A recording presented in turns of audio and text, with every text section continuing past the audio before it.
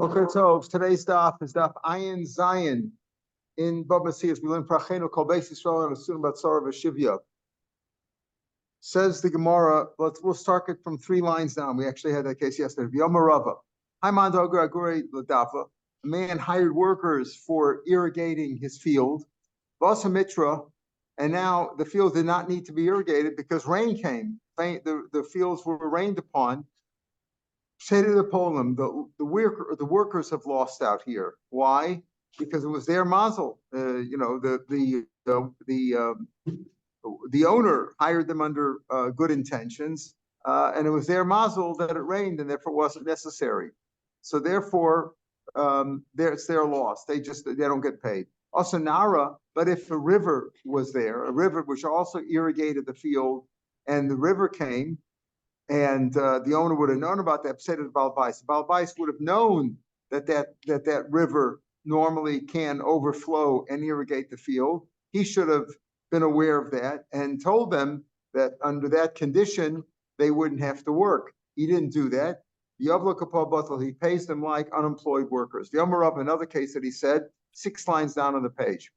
Amarava, a man hired workers to irrigate the field. The Pasuk Narava Pagyuma. They irrigated the field by channeling the nearby river onto the field. Let's say the river, though, stopped up for whatever reason. This river stopped flowing halfway into the day, at lunchtime, and there was nothing more they could do. Elo of the pasuk say to the problem, if this was like an act of God, it doesn't normally happen. Then the workers have lost out. It's not the owner's fault. Of the pasuk, but if it normally does stop in middle of the day, then sometimes the river just stops. Even a Masa, if the workers are from that town, they would have known about that. They should have known. They took that. They took that chance. Then it's say to the Poland, Labani Masa, but if they're not from that town, they don't know that the river sometimes stops in the middle of the day. It's not their fault that they didn't know. The owner knew about it. They didn't know. The owner obviously knew about it. He's from that area.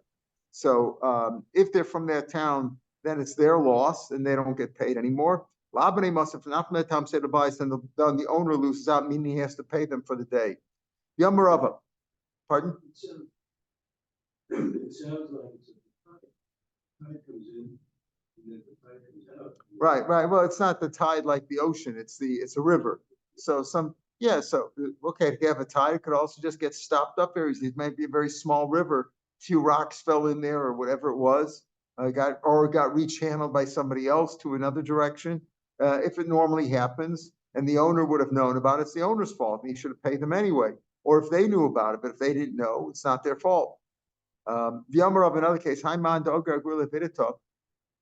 man hired workers. Their work finished halfway into the day. They finished working. There's nothing more to do. If he has lighter work for them to do, he can give that. Even if it was similar work, that took similar toil, he can instruct them to do that. But if it's more difficult work, he's not entitled to give them more difficult. He hired them to do one job, and after halfway through the day, there was no more work left. He cannot give them another job. He must pay them in full. Says Gemara, why do you mean all of a sudden we're talking about payment in full? We said before that you can't compare working hard to not working hard. So why doesn't he just pay them like an unemployed worker, a simple wage, like a minimum wage? Why does he have to pay them full wage? Says Kikam Rava, when Rava said you must pay them a full wage, the porters of Mechuzah, of that city, if they don't work, they feel faint from not working. In other words, they're so used to working that if you make them sit around and don't give them work, that's more difficult for them. So therefore, he had to pay him like a full wage.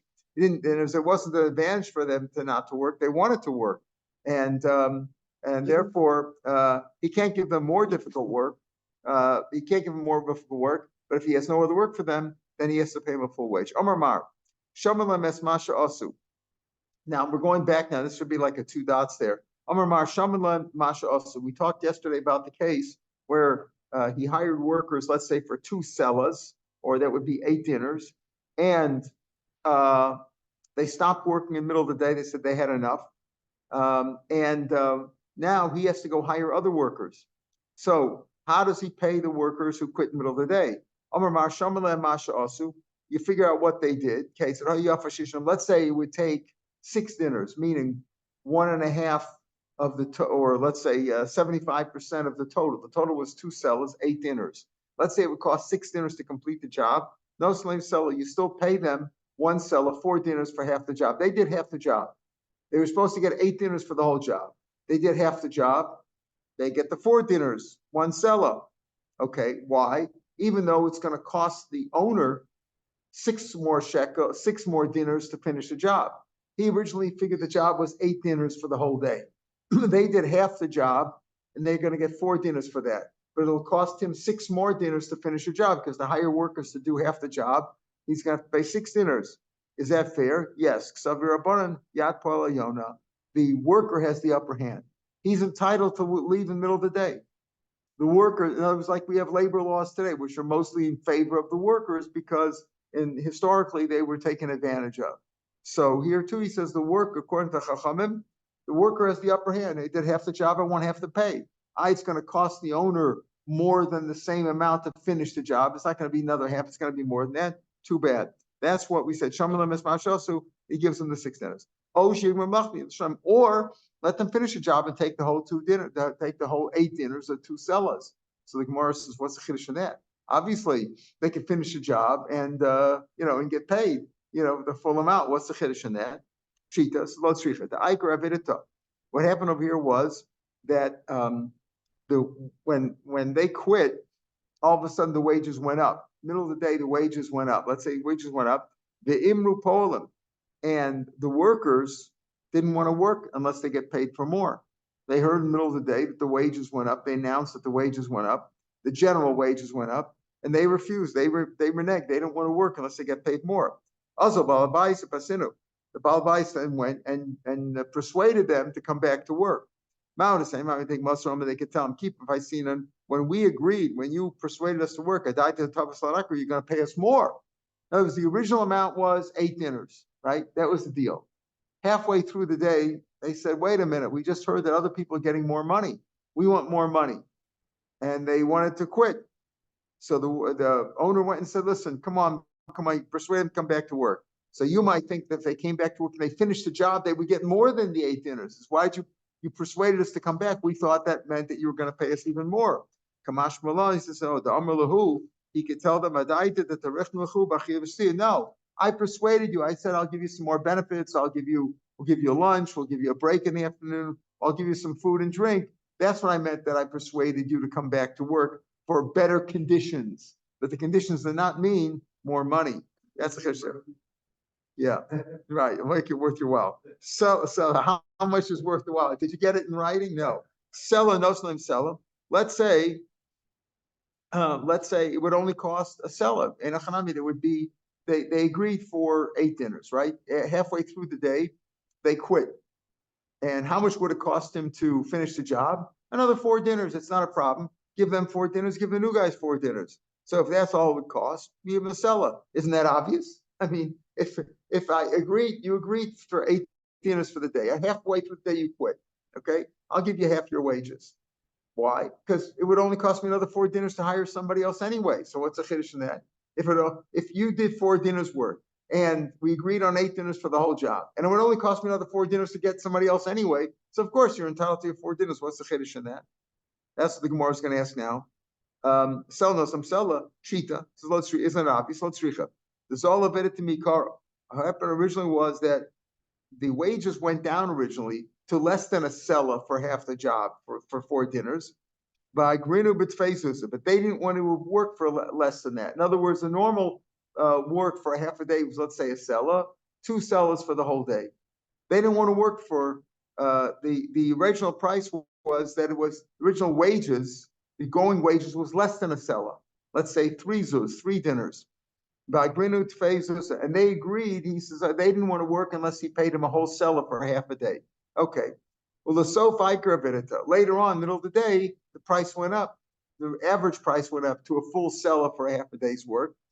The Kombit faces, and it went up. And as originally it was, let's say, it was originally 3 dinners for a half a day's work. and they didn't want to agree to work unless they got 4. So he agreed to 4. Later on, the average price went up to 4. Mount the same time, I think you might say, Amrile, they could tell him, you told us you were going to give us more than a zuz more than the average wage. And give us in other words, when we started the day, you gave us a zuz more than the average wage because the average wage was lower. Now that the average wage has gone higher, you should pay us even more. Kamash Milan, that you don't do that. If the agreed upon price was a seller for a half a day's work, or 4 dinners for half a day's work, Kamash Milan, he could tell them, when I wanted to give you an extra zuz, because you didn't agree to work for less than that. But now once you've agreed to work for a seller, that's all you're going to get. Don't tell me. In other words, we didn't have agreed that you're always going to get a seller more than the average wage.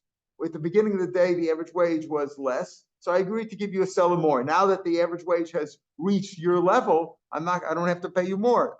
That was our agreed upon price. Now that was all the Chachamim who said that they could quit whenever they want. A worker's entitled to walk away from the job. Rav Dosa, in real life, in common, let's see, in the democracies like we live in, where things are usually in favor of the worker, that's also pretty much the way it is. That even if you have a contract, let's say a person has a wage contract, and the owner wants to get rid of him, right? Let's say he has a contract that he's going to work for a year, and he wants to get rid of him in the middle of the year or middle of the month, whatever it was. So the owner has to pay him. But let's say the worker quits. Right. Let's say the worker quits. Can the owner sue him after all that was agreed on? Usually doesn't work that way, right? The worker has the upper hand. However, Rav Dosa disagrees, at least partially. Rav Dosa Omer, Shamalas Masha Asa Leasos, Hayafashisha Dinim Nosam Shekel. Again, what's our case? They agreed to work for 8 dinars for the whole day. 2 sellers, 8 dinars. Halfway through the day, they quit. They say they want their wage. They want the 4 dinners for a half a day's work. However, it'll take the owner 6 more dinners to complete the job. To get somebody else to work for a half a day and finish the job is going to cost them 6 dinners. So the Chum said, well, too bad. The owner has to eat it, and he still gets their 4 dinners. They get their 4 dinners for the half a day's work. This says no, they're only going to get 2 dinners. A shekel. A shekel is 2 dinners. Why? Because he's supposed to get the whole job done for 8 dinners. They worked half the day. But to finish the other half, he's going to have to pay 6. So he's only going to give them 2. Rav Dosa, he only gives them a shekel, which is 2 dinners. Why? Because Rav Dosa holds that the worker has the lower hand because he quit. He quit on them. And therefore, the worker's not going to get paid a whole half a day because the deal was work for a whole day and get 8 dinners.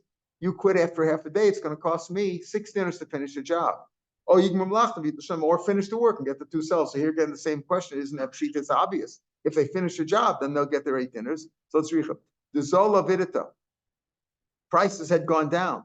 The imer balabayas. And that's what happened was he agreed to 8 dinners for the day. Then in the middle of the day, the price of workers went down. So now the owner says, I don't want to pay you the 8 dinners. I can get other people now for less money. The Polim went.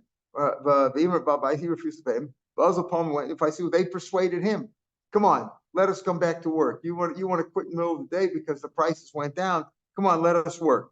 He could tell them, wait a minute. Okay, I thought when you persuaded me, you were willing to take the current lower average price, average wage. Kamash Mon, they could say no. They could tell him, we persuaded you that we're going to work hard and give you good work. We'll give you good product for our efforts. In other words, the price went down in the middle of the day and the owner wanted to quit. He says, no, stop. And they said, no, let us finish the job. So you might say, well, okay, maybe they persuaded him to let them work, but at the lower wage, not with the original agreed upon price. Mashma, the workers could say, no, we want our 8 dinners.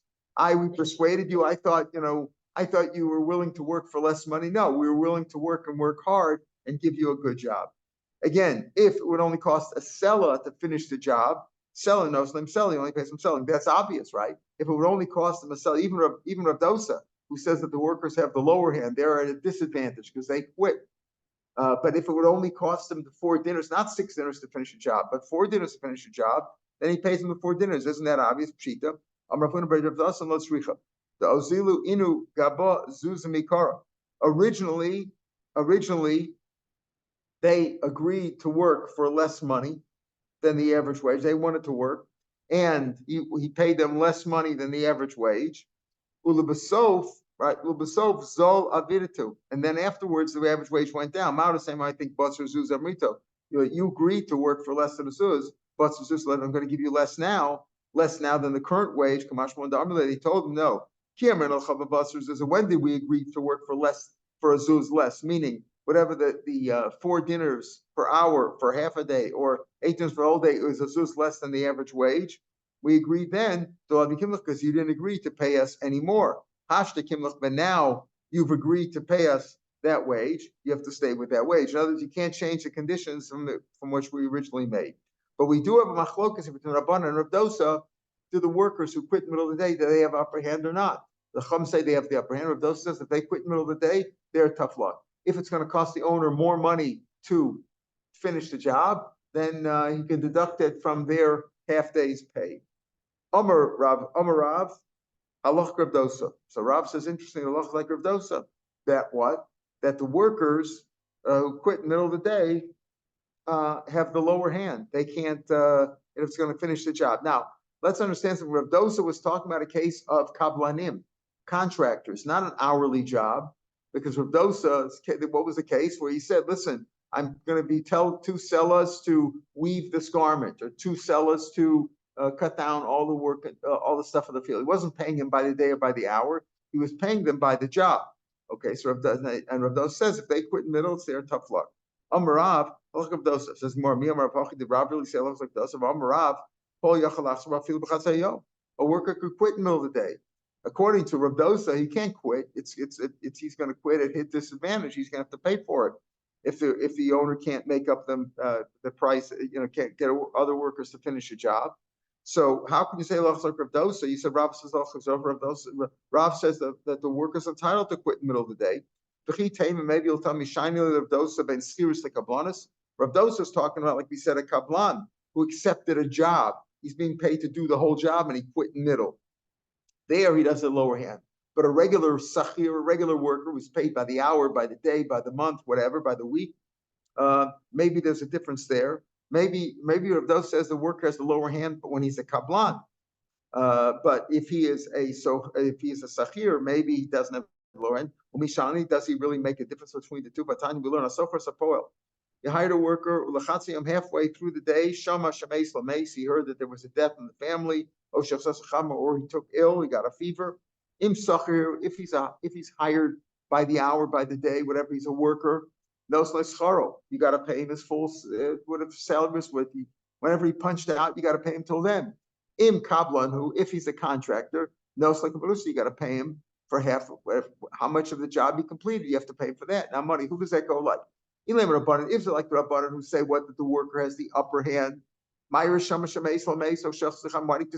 middle of the day he heard that somebody in his family died or he took ill, that he's entitled to quit at that point?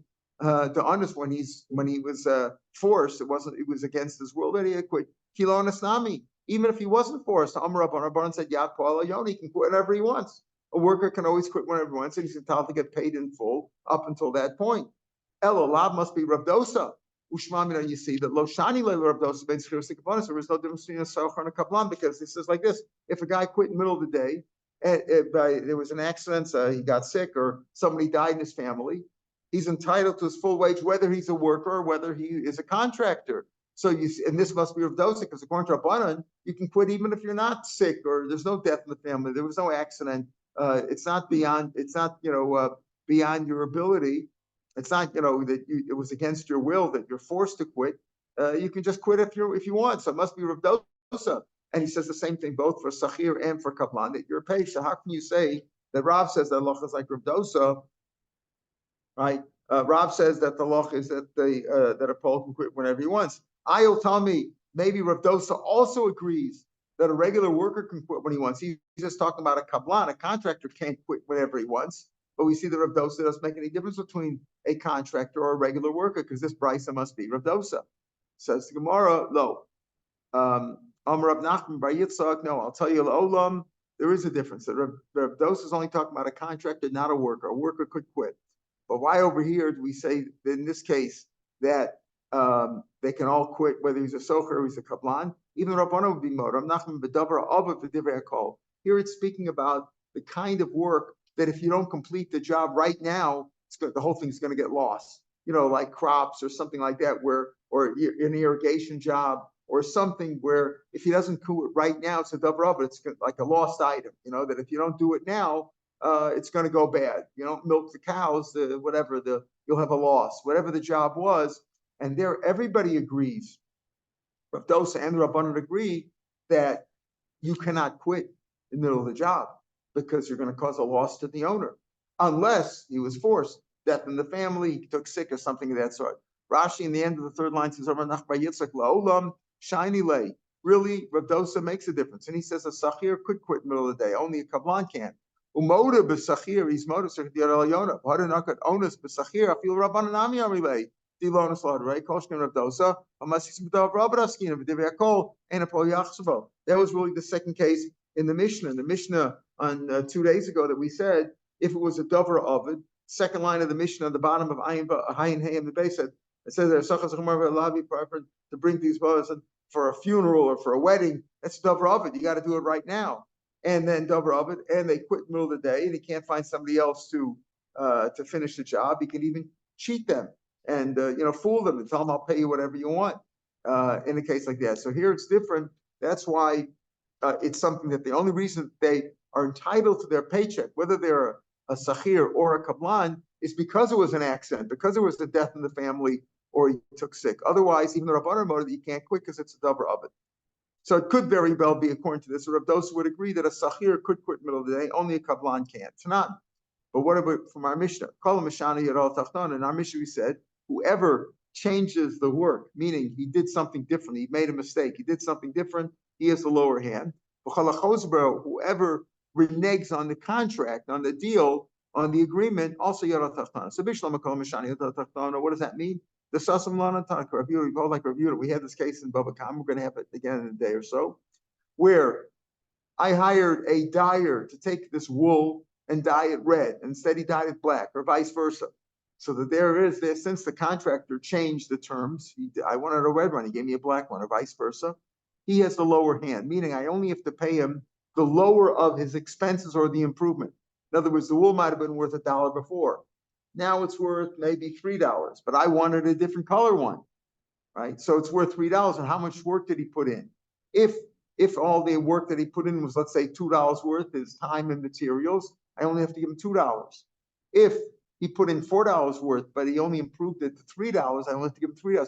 I give him the less of either the improvement or the lesser of the improvement or his expenses. That's if Mashana, you change the job. I told you to make a red one, dye it red, and you dyed it black, or vice versa. What's that? If you go back on the deal, whoever reneges has the lower hand.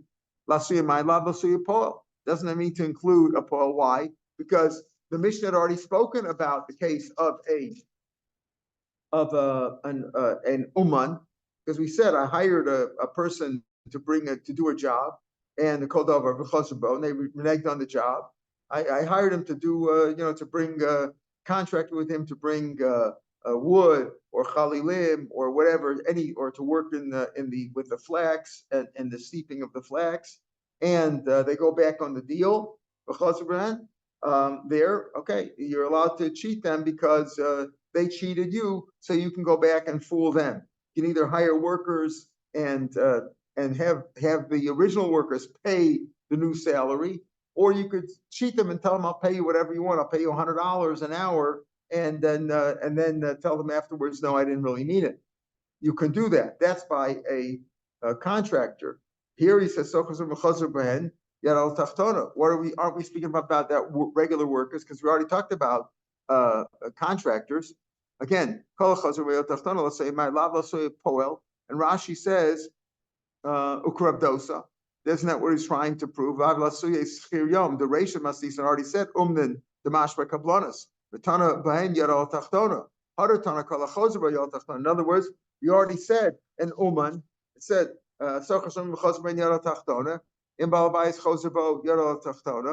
right?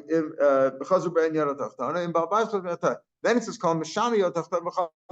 We already talked about in the previous case, right?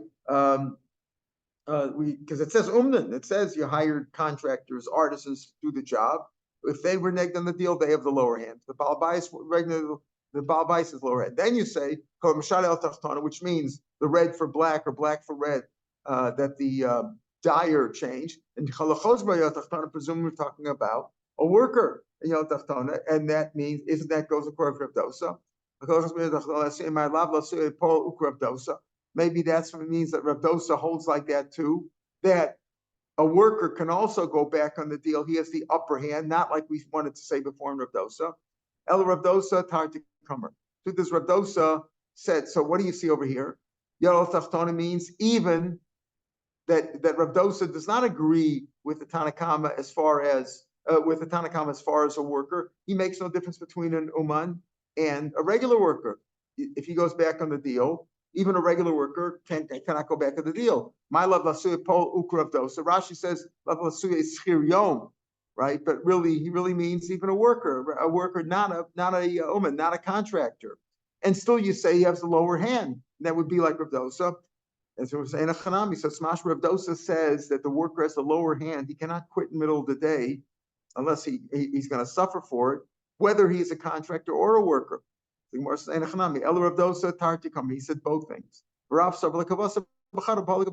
was our problem? Rav said Rav Dosa. Then we said, what do you mean Rav says Rav Dosa? Rav says that the halacha is that a worker can always go back on the deal. And Rav Dosa, we assume, said that that the worker cannot go back in the middle of the day, whether he's a worker or whether he is a contractor.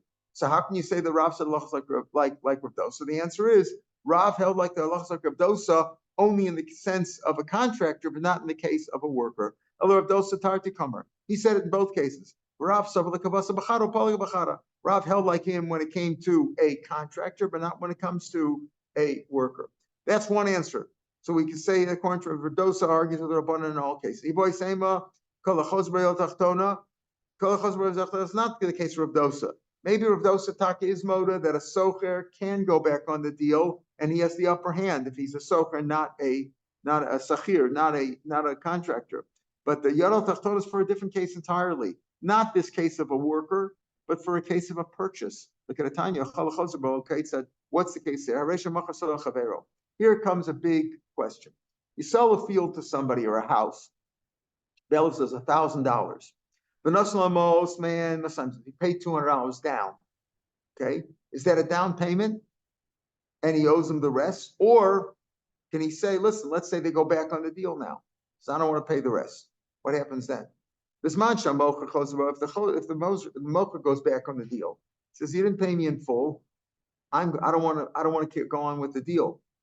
So Yad Lokecha Yonah, then the purchaser has the upper hand. Ratza Omerle could either say, then either give me back my money, give me back the 200. Oh, Tani Kaka can also at least give me money, give me $200 worth of land. He sold him the field, and we're assuming he didn't make a kinyan of the whole field. He gave him $200 down. Now the mocher says, I don't want to go through with the deal. I'm not going to give you the rest of the field. So because he's the one going back on the deal, the other guy is the upper hand. Said either give me back my money or give me $200 worth of land. So where is he going to get the land from? It's from the best land that he has. Now we'll talk about that. What do you mean the best land? The best of this plot of land or the best of all his assets? But let's say Lokech says, I'm not paying you anymore. I don't have more than 200. I paid you 200. I don't have any more money. The seller has the upper hand. He can say, hey, he could either say, I'm giving you your money back. You didn't complete the deal. Or I'll give you $200 worth of land. Where do you get the land from? It has the worst from the worst of the land. Because since the Lokech went back on the deal, the purchaser went back on the deal, the seller has the upper hand. Rav Shimon says this is not a good thing. This is not a good thing. You shouldn't allow these kinds of cases, these kinds of misunderstandings to take place. You should set it up front as a sale, and this is a down payment. So we teach them that they can't go back on the deal. In other words, we put them in a situation where they just can't renege on the deal. Kosovla says, I need ploni ben ploni, macharti sada plonis. I so-and-so have sold this field, the ploni for this guy, to this purchaser, Belsus for 1,000 zuz. He gave me $200 down as a down payment, And I'm turning the other $100 into a loan. Basically what I'm saying is I'm giving him back a mortgage. That's what I'm doing, right? I'm telling him $200 down, and the other $800 you owe me. It's as if Rashi says, and Forsham says, it's as if he paid me the whole 1,000, and now I'm giving him back 800 as a loan. He owes me that money. He owes me. I have a claim on him, a loan, an outstanding loan of 800 zuz, right? Kana. So the purchaser acquired the whole field. He owes him the $800. He can't take ribbis, right? No interest. We learned that in the previous parak. And he owes him $800 and pay him back at any time. So Shmuel says, in order to avoid that misunderstanding, he paid him $200 down out of the 1,000. And now they go back on the deal. One of them goes back on the deal. Whoever goes back on the deal, the other guy has the upper hand. He could either say, listen, I want them return the money, or a plot of land equivalent of that. Why don't you say it's a sale? You agreed to $1,000 gave me $200 down, and the rest is a loan. Okay, if you say that, but he didn't quite say that. He agreed to a price of $1,000 and he gave him $200. So Rav Shimon says, in order to be clear that the sale is done and he owes him the $800, that's how you should write it down. Now we're going to analyze that. Because the guy could take years to pay him all the money off. Correct. So why would anybody want to do that? Well, Today they wouldn't. They'll say go to the bank and get the money. No, it's only when they agree to it. Shmuel says to avoid that problem, they should have an agreement that you're buying the field for $1,000. You're putting $200 down. The other $800 you owe me over time. Why would the seller want to do that? Why would he want to do it? Because he wanted to sell his field, whatever he wanted. Why would he? He agreed. Well, the reason is he agreed. He needed money. He could, but he didn't, because there's no interest. We don't have any interest in there. You understand? That's what he said. So I'm giving him his loan. That's what he did. If he did that, that avoids the problem. If they didn't do that, then they have a problem when one of them goes back on the deal. Now, if you do Rav Shimon Gamliel's solution, you write it down as a sale. I'm selling the field for $1,000. He's giving me $200, and the rest is a loan. So that's the story. Now, if they didn't do that, then we have this problem that you could say it's not really a sale. He only bought $200 worth of land. He didn't really sell him the whole field. Now we're going to analyze this. When one of them get back on the deal, right? If the mocher, the seller, went back on the deal, says, I don't want to complete the deal. You gave me 200, right? Maybe the 200 was what we call a deposit, right? A deposit. Okay. Now you don't want to carry through the deal. Either give me back my deposit or give me $200 of your best land because you went back on the deal. Okay. So we said from his very best of his assets. You have to give him $200 of the best of the seller's assets. What do you mean? Even if he's simply a creditor, even if the lokeach is simply a creditor, it's not a creditor. We have reason to do things in favor of the creditor so that there should be money available to lend, right? That if people need to borrow money, especially without rebid, you want to be able to encourage creditors to lend money. So you have a deal, you pay them back from average property, not from the worst. Here, even if the lokech was a deal like a bachov, which he's not a regular bachov, it wasn't a regular loan. Still, he would only get banished. Why do you have to give him back the best of the owed? This is the land that he paid for. Why we assume here that when he says that the mocher has to give him from the best of his assets, $200 out of the best assets, even better than the field that he paid for, that he agreed to this field. So how could you say that he has to give him the best of his assets? We're talking about the best of this piece of land. We agreed to a piece of land for $1,000, right? And now the mocher, after getting 200 eggs, he doesn't want to carry through the deal. So the kech can say either give me $200 or give me the best part of this field. That we can understand. He could even give him from the best of his land. Why?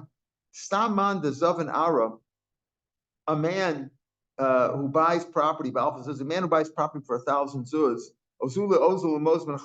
how does he come up with $1,000? That's a lot of money. 1,000 zuz. Because he sells off his assets in order to buy the field. Well, since he had to sell off his assets to buy the field, and now he cannot buy the field because the seller is reneging on the deal. He's like a person who's been injured, damaged, right? Because I had to sell off all my assets in order to raise money for the $1,000. I came up with 200 so far. I sold my assets now, and I was forced to sell them. Now you're not even giving me the field. I'm the injured party. The Zuck, people are damaged, you pay them from the best of the field. So we have these two different opinions. If the edus means the best of this field that they agreed on, or the best of all his assets, because this purchaser is an injured party now. He had to sell off his assets under duress, right, in order to buy the property, and now the mocher's not giving him the property, so he's an injured party. So we teach them. In other words, in order to avoid this problem, we teach them so they can't go back on the deal. Okay, he said, Kosovly, he writes him, I need Plony ben Plony, I'm so-and-so, I'm selling you the field for $1,000, you give me $200 down, and you'll pay me the rest later on. Time to Kosov, this only worked because he wrote the document that way, he wrote the bill of sale. Halaf Kosov, we're at the first of the wise lines now. Hello Kosov, if he didn't write it down, he doesn't acquire the field. All he did is he put down a deposit. I gave you a deposit on a field, and he told him, listen, we had this case before. I'm giving you a deposit. I'm going to go through with the deal. If I don't pay you the rest of the money, you can keep the deposit. Just keep it. Right? That's like non-refundable. The seller tells him, if I tell you I'm going to carry it, if I go back to the deal, I'll double your deposit back. You gave me a deposit of 10%, I'll double it back. Okay, that was her condition. That's okay. That's an asmachta. Asmachta means I don't think it's going to happen, right? But does it really work? It's like the reason why gambling is forbidden, because he didn't really think he's going to lose, right? I didn't think I'm going to lose, so I didn't really mean to give it to you. Here too, both parties don't really think they're going to have to lose the deposit or pay back the whole deposit. Rabbi Yosef says no, asmachta is kanya. Okay, that's Rabbi Yosef's opinion. Rabbi Yehuda says no. No, if he doesn't go through with the deal, he'll at least acquire the deposit's worth. Like in our case, where he agreed to a deal of $1,000 for the property, gave him a $200 deposit, he'll get $200 worth. Shmuel says Medvar. When do we say that what? That he gets the property, the $200 worth? This man he says, listen, my deposit will acquire for me. Meaning that's all he's going to get is the value of his deposit. Right? This man Rashi says, he paid it to him as a deposit, not as an installment fee, not as a first as a down payment, but rather as a deposit. Right? My ever will acquire from me. But if he sold him field for $1,000, let's say he paid him $500 out of that amount. He acquires the whole field and he returns the rest of it. Knows the rest of it is like a loan. Over here, he didn't write it down. He just said, Rav Shmuel says, if he gave it as a deposit, then he acquires a part of the deposit. But if he sold him the field and he paid down half of it, and that means he gave it to him as a down payment, then he acquires it, even though you didn't write it down as a document. And this is real difficult in real life. What do we do today? Today you have a lawyer and you sign it and you know what you're doing. You're really buying the field, right? Or buying the house. Nafkamina would be like, say, sometimes people agree to something over dinner, or it used to be, I remember many years ago, you would agree with an owner and you gave him $100 check as a deposit. What does that mean? The deposit, is that a down payment, or is it like a contract that that I'm going to get it? So that's our issue over here. So which one is it? Is it a down payment, or is it simply a deposit that's binding me to the deal? It says Rashi explained this: if the guy's going after the money, in other words, you owe me the $200. You put down $200, you owe me $800, or you put down $500, you owe me the other $500. If the mocher's constantly banging on his door, where's the rest of the money? Where's the rest of the money? Then he didn't really want to sell it until he gets his money. He needs the money, right? He's not willing, like Avram said, who would be willing to wait years and years for the rest of the money? Why would he do that? So if he's banging on the door and saying, listen, where's my money? He didn't really mean to sell it.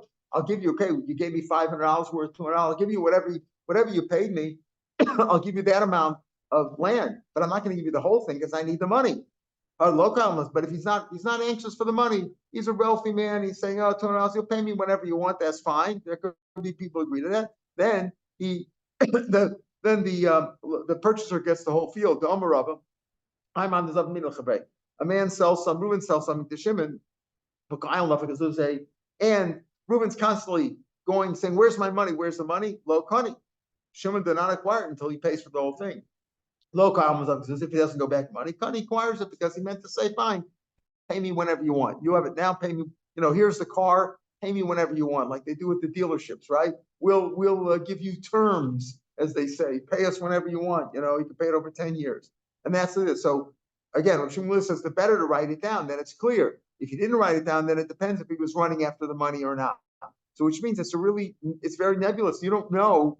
When you put down is it a deposit or is it a down payment? It depends on the situation. Yom Rav Haiman, and Rav said another case. Haiman does make Meis Lechabre. Reuben lent Shimon $100. Upare zuzuz, he paid him a zuz at a time. I lent you $100. You know what? Give me back the money by next week. I have a deal pending. And what did you do? You gave me a $1 at a time. So what did you do? I can't do anything with $1 at a time, right? So for Ron Happy, it's a payment of the Islay Trumas, but the lender has a complaint against the borrower. You caused me a loss. If I had the $100 at one shot, I could have done something with it. I could have bought a car. I could have bought a suit. I could have done something. $1 at a time. What do you do with me? Nothing. So again, it's like a complaint. It's not a nice thing to do. A man sold, what is chamra? A donkey or wine? All right, we always say, where is it? If it's in the cellar, it's probably wine. If it's in the barn, it's a donkey. Here it's a donkey. Now we don't know that how do we know it's a donkey here before we finish the case? Because Rashi says, chamor. See, Rashi has to tell you, there's 5 months and about 4 months on page. The Safan Chamra, Rashi tells you, chamor, it's not wine. Okay, so he didn't have, let's say it was $100 for the chamor. He only had 99 with him. Only 99. The seller was constantly saying, "Where's that other dollar? Where's that other dollar?" Yes, Rashi was looking into this case. Do you say that he acquired the donkey or not? The guy's constantly bothering him. Where's my other dollar? Does he acquire it or not? Now, again, you might say, well, didn't he make a kinyan? Kinyan, you make a kinyan. You made Mashiach on the chamor. Yes, but it's only with the kinyan only works when the seller wants to sell it to you. I've told you a million times. You pick up my tefillin here. You made Mashiach. You made Akbar. You own my tefillin. No, I didn't give it to you. I didn't sell it to you. It has to be.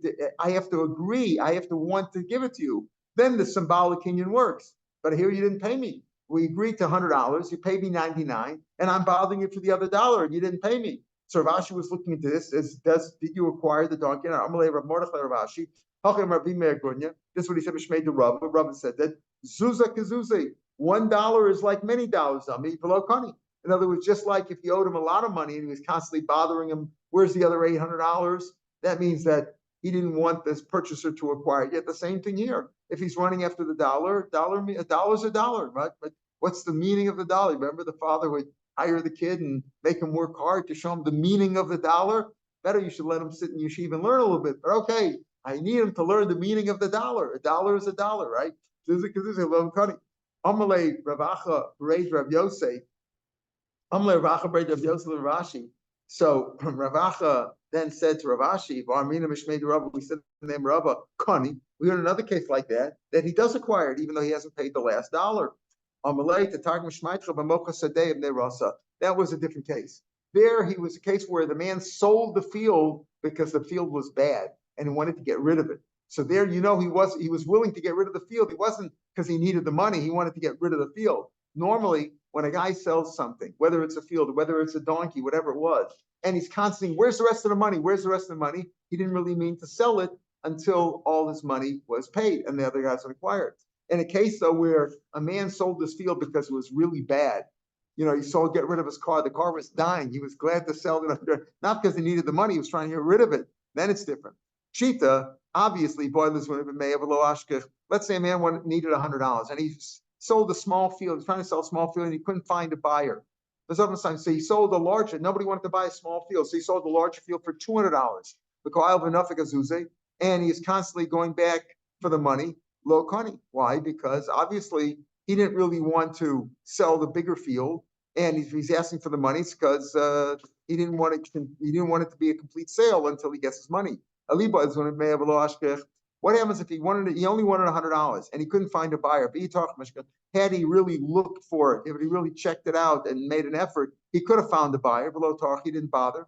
He sold the field for 200 per car. Now he's looking for the money, but it's pretty clear that he's not desperate for the money, because if he was just desperate for the $100, he only wanted $100. But if he really could have found somebody, if he would have looked, he didn't. He just took the easy way out.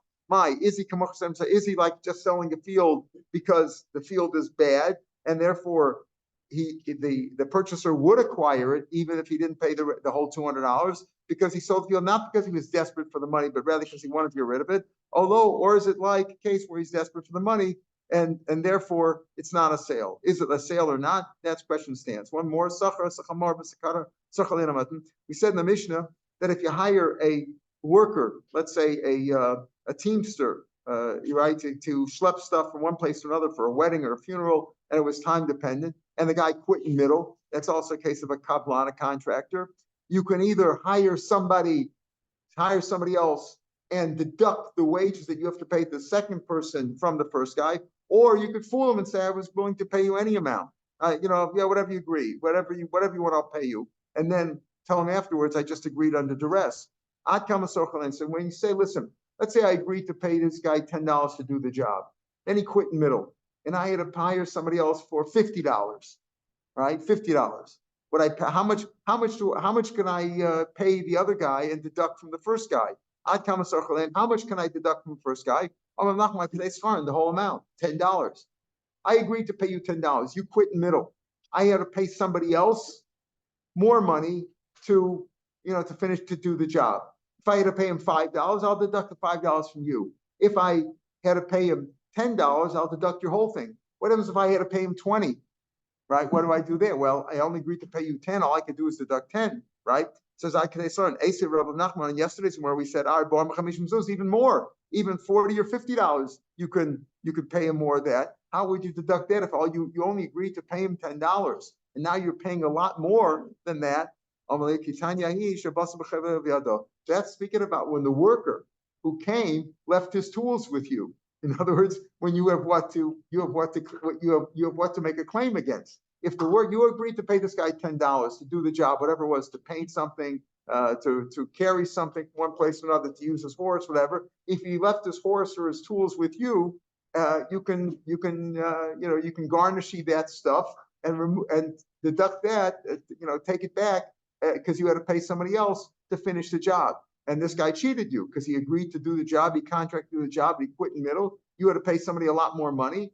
So you can deduct that guy's whole wage. And if you have an access to his assets that he left with you, you can deduct that as well. All right, I'll pick up from the mission tomorrow. Have a good day.